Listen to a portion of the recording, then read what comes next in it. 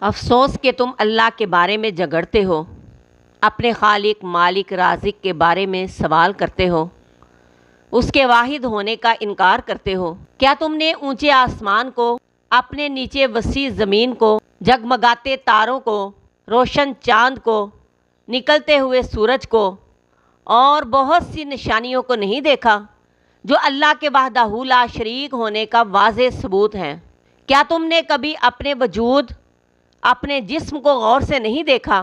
سوچو ذرا، یہ سارا جسم، چلتا پھرتا انسان بغیر کسی بنانے والے کے خود ہی تو نہیں نہ بن گیا۔ اس انسان کو بنانے والی اللہ کی ذات ہے اور اس کے اندر سانسوں کی روانی بھی اس ذات وحدہ لا شریک کی عطا کی ہوئی ہے۔ وہ جب چاہے ہماری سانسیں کھینچ کر ہماری زندگی کی ڈور کو ختم کر دے۔ ہمارے سامنے لوگ مرتے ہیں، ہم انہیں دفن بھی کرتے ہیں۔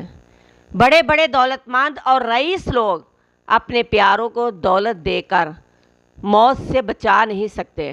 موت کے آگے کوئی دولت، کوئی اثر و رسوخ کام نہیں آتا۔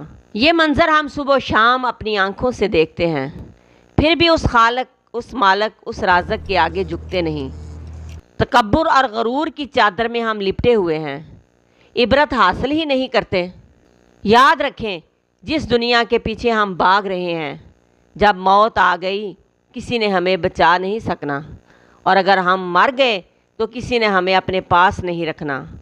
سب نے ہم سے خوف اور ڈر محسوس کرنا ہے۔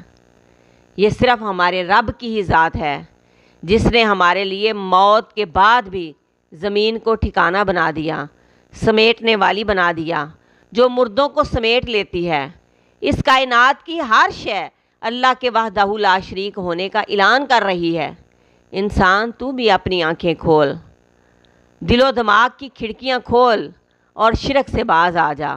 اللہ کے برابر کسی کو نہ لایا کر، نہ عبادت میں، نہ زبان سے، نہ اپنے کسی عمل سے، نہ ہی دل و دماغ میں، کیونکہ اللہ اپنی رحمت سے ہر گناہ معاف کر دے گا، لیکن شرک کو کبھی معاف نہیں کرے گا۔